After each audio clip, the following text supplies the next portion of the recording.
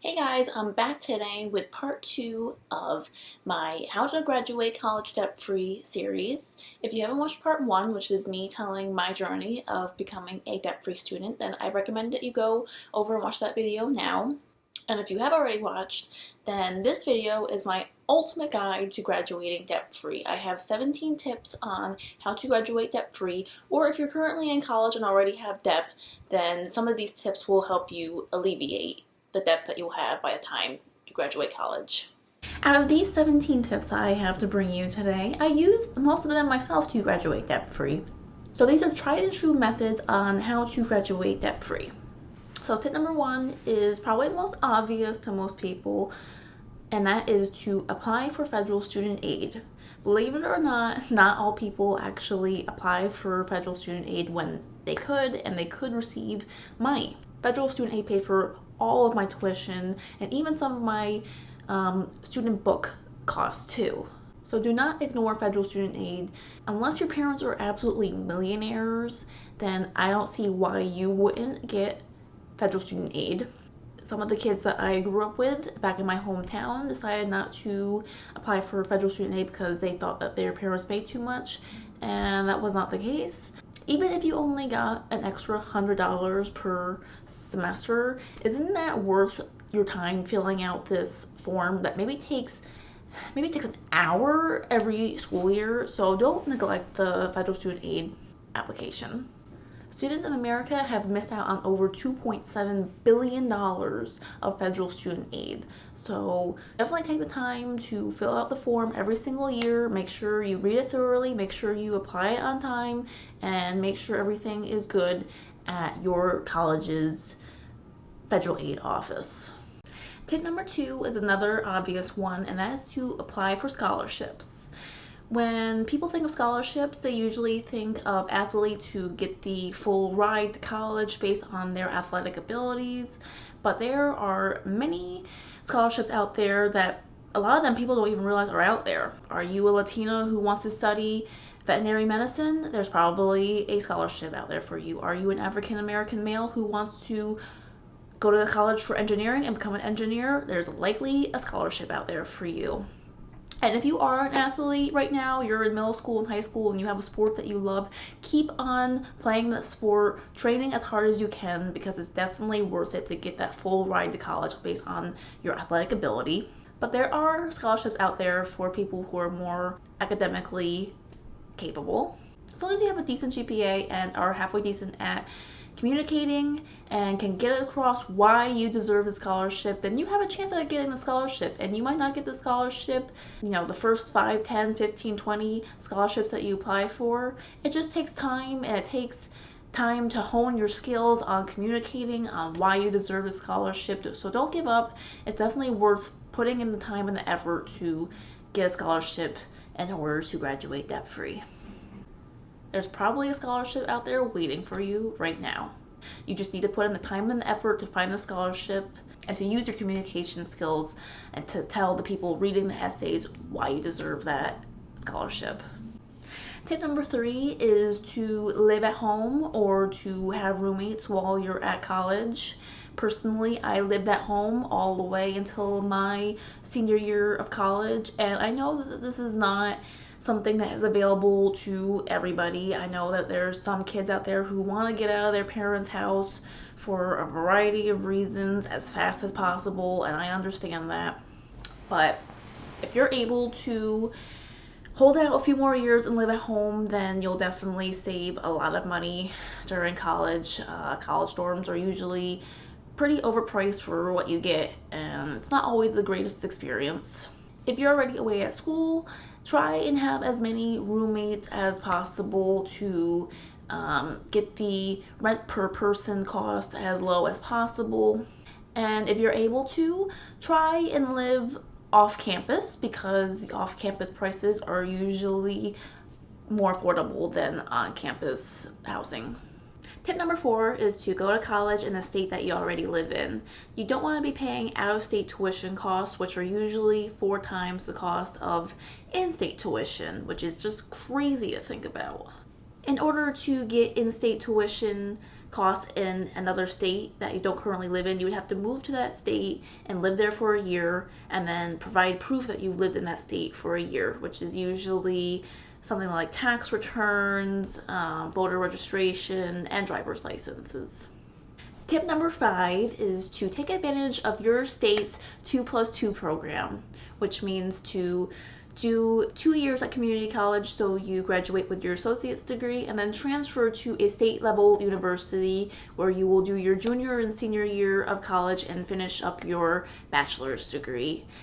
The tuition costs at community college are half of what the state level university tuition costs are, so you'll be saving so much money by doing the 2+2 program. I did this myself and saved thousands of dollars. What a lot of people don't realize is that during your freshman and sophomore year of college, you're taking a lot of general education and prerequisite classes. So why are you going to spend double the cost at a state level university when you can pay half the cost at a community college for classes that you really aren't going to be as interested in and don't have much to do with the major you're interested in? For example, a lot of the general education classes are like English 101, art history, American history from 1765 to 1880. Why would you want to pay double the cost for those kind of classes at a state level university when you could pay half the cost at a community college for classes that you really aren't that personally invested in? Tip number 6, AP exams. Kids, if you're in high school, talk to your guidance counselor as soon as you can to see how you can get into AP exams. Personally, I took AP English during my junior year of high school and I got a 5 out of 5 on the AP English exam, so that gave me the college credit for English 101 and 102, and that saved me a ton of time, thousands of dollars, and who really wants to take English during college? Not me. There are AP classes for a whole variety of school topics, so there's probably an AP class for something that you actually want to take.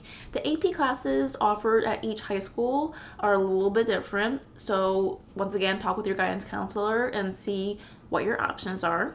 There's usually a small fee to be able to take the AP exams, but if you're able to show financial need, you can either get the fee waived or get a discounted fee to take the test. So definitely do not sleep on AP exams.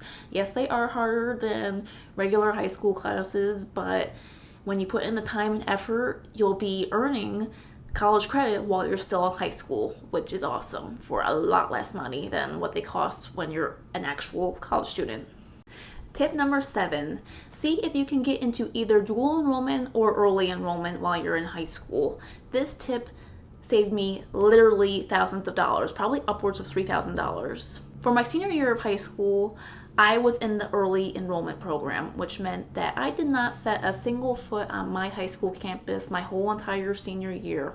During that time, I was at community college and was basically a freshman at college. And when you're in early enrollment, the county that you live in pays for your tuition and also gives you the books that you need for the classes that you take. And while you're taking these college classes, you're also earning the credits that you need for the senior year of your high school. So it's dual credits. You're earning not only college credits, but you're earning high school credits. I found out about early enrollment by just doing some research online and talking to my guidance counselor, and I had a high enough GPA and high enough SAT scores, and I was admitted into the program easy peasy. A lot of people don't know that this exists, and it might not exist in every single county out there in America, but if your high school only offers dual enrollment, definitely try and take advantage of that. Tip number 8, rent textbooks. By renting your textbooks, you'll be saving hundreds, if not thousands of dollars over a 4-year span. The price to rent a textbook is usually half of what the cost of a new book would be.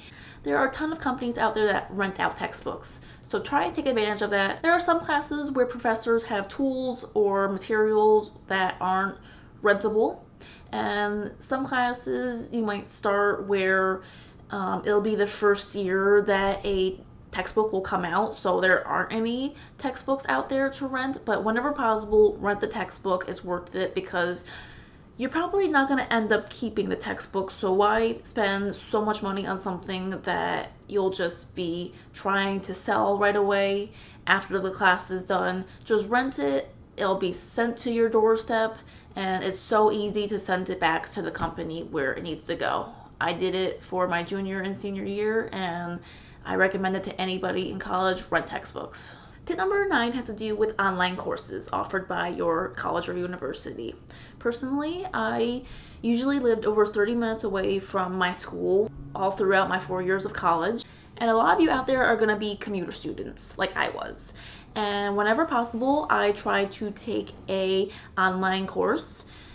And this saved a lot of time and gas money. There are rules at each individual college and university stating how many online courses you can take throughout your bachelor degree program or your associate degree program. So just watch out for that, because if you take too many online courses, it might stop you from being able to graduate. Personally, I really enjoyed taking the online courses as I was able to do the coursework on my own time and not having to drive over 30 minutes to class was very refreshing. Tip number 10, take some online courses to learn real skills so you can make more money. 3 months after I turned 18, I got my personal training certification, which enabled me to make more money than, say, a retail job or any kind of minimum wage job. I recommend everybody out there to learn an additional skill so that they are able to have a higher paying job during college. Not only will you be making more money than what a minimum wage type of job would give you, but you'll probably be more happy working a job that actually requires a real skill. You need to ask yourself what your interests are and what opportunities are out there that you can apply those interests in. I was very into health and fitness, and becoming a certified personal trainer got me a job in something that I was interested in and could make more money than a minimum wage job. There are so many online courses out there these days where you can learn real skills. Are you into graphic design? There are courses out there on sites like Coursera, Udemy, Skillshare, all of which I've taken classes on and recommend. Are you into computer programming and want to take classes in that? There are classes for you on Treehouse, which I have used and I plan on making a video about in the future, and Free Code Camp. Learn how to code and make extra money. Are you into data science or anything IT related? Take courses on Coursera or Pluralsight and learn real skills to get a better paying job. Tip number 11, try and work during summers while you're in high school, or if you're in college already, try and work all throughout the 4 years of college in order to make money to pay for your tuition. If you're in high school right now and can only work during the summers, try and save up as much money as possible. It's pretty realistic. I did the math. If you work during summers during high school and you work all 12 weeks of summer vacation, you could likely have enough to pay for community college tuition for your freshman and sophomore year. So definitely take the time to work hard during high school. It'll definitely be worth it so you don't have student debt or as much student debt later on. So work hard now, kids. If you're in high school right now, be sure to talk to your parents about how you want to save money for college if they don't already have some kind of college savings account for you, which not many of us do. And ask them to go to the bank with you so you can start your own checking and savings account and start putting away money for college now. Tip number 12, take advantage of state grant scholarship programs. Each state is going to be a little bit different, but I know here in Florida, we have the Florida Bright Futures program, which provides scholarships based on academic achievement. Talk with your high school guidance counselor to see what your individual state offers. Every program will have GPA requirements, SAT or ACT requirements, and a certain number of volunteer hours are usually needed for these type of state grant scholarship programs. So work hard and get rewarded for it. Tip number 13, try not to change your major during college. I know for some of us that this is unavoidable because we don't truly know what we want to do or know what we want to major in. But by changing your major, it's going to take more time for you to complete your degree. Any additional time to finish your degree is going to cost more money in the end. So my tip really is to know what you really want to do when you enter college so you're able to choose the degree that you really want to go for. Because if you decide to go for a completely different major, it will take you an additional year or more to be able to graduate, which in the end costs thousands of dollars. My advice is to try and pursue things that you're interested in while you're still in high school. Are you interested in becoming a doctor? Try and volunteer at a hospital. Try and shadow doctors who will allow you to shadow them. Have conversations with doctors. This can be applied for basically any profession out there. Just go out there, try and have real life experiences and talk to real life people about their jobs. It really takes time and effort to figure out if a certain profession is right for you. So I'm a big believer in taking a gap year if you don't truly know what you want to pursue during college. So if you're able to take the gap year and figure out some things for yourself. This will save you a lot of money in the end and also some heartache too. Tip number 14. This may offend some people, but it's the truth. Don't choose stupid majors. If you aren't the child of a millionaire, why would you choose to major in art history or music theory? Not only are these programs usually really expensive, but they usually don't offer too many careers after college, let alone high-paying ones. It's understandable to have passion for the arts and for music, but it doesn't make sense to spend tons of money on something that won't give you a career after college. Sorry, it's harsh, but true. Do the research and see what high-paying jobs will be there after college. Make the 4 years that you spend in college worth it. Don't have regrets after graduating college. Don't have regrets after graduating because you chose a major that doesn't give you real skills and doesn't allow you to be hireable after graduation. Don't graduate with high levels of debt and ask yourself, why did I do this to myself? Why did I spend 4 years in college for a stupid major? Tip number 15, don't fall for companies or seminars that promise to help you applying for financial aid. You might have seen advertisements in newspapers or gotten emails or heard these advertisements on the radio. They're usually scams or they don't do anything that you can't do for yourself on your own, and they usually cost money. So why would you give some stupid company money for something that you can do for yourself? Don't fall for it. Save your money. Tip number 16 is to live as frugally as possible during college. Don't party every weekend. Don't spend money on things that you don't need. Really only spend your money on essentials so any leftover money can go to your tuition or books, etc. When you do want to go out to places, try and go to businesses that offer student discounts when you bring in your student ID. And if you didn't know, even Amazon offers students a year of Prime service. So try and take advantage of your student discount whenever possible. Okay, final tip number 17. In the case where you do need to have student loans, try and have your parents co-sign on any loans possible because most likely they have established credit, which means those loans that you get with them will have lower interest rates than ones that you would just get on your own. In the end, that will save you a lot of money in interest costs, which sometimes can mean thousands of dollars. Hopefully you have somebody, if not your parents, maybe your grandparents or some other relative to co-sign on your student loans with. Okay guys, so that was my 17 tips, my ultimate guide to graduating debt-free. I hope you guys found this helpful, and if you did, please hit that like button and share this video with anybody who could use it. If you enjoy my content, please hit that subscribe button so you see all my future content coming out.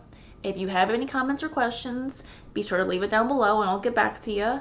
And be sure to check out my new website, debtfreestudent.net, where I will be continuing to write articles about being a debt-free student and what that means. I wrote an accompanying article to go with this video, So I'll link it down below so you can go check out my new website and read the whole entire article, which goes into more detail about every single tip that I brought up in this video. Thanks for watching, and I hope you guys have a great day. See you in the next video. Bye.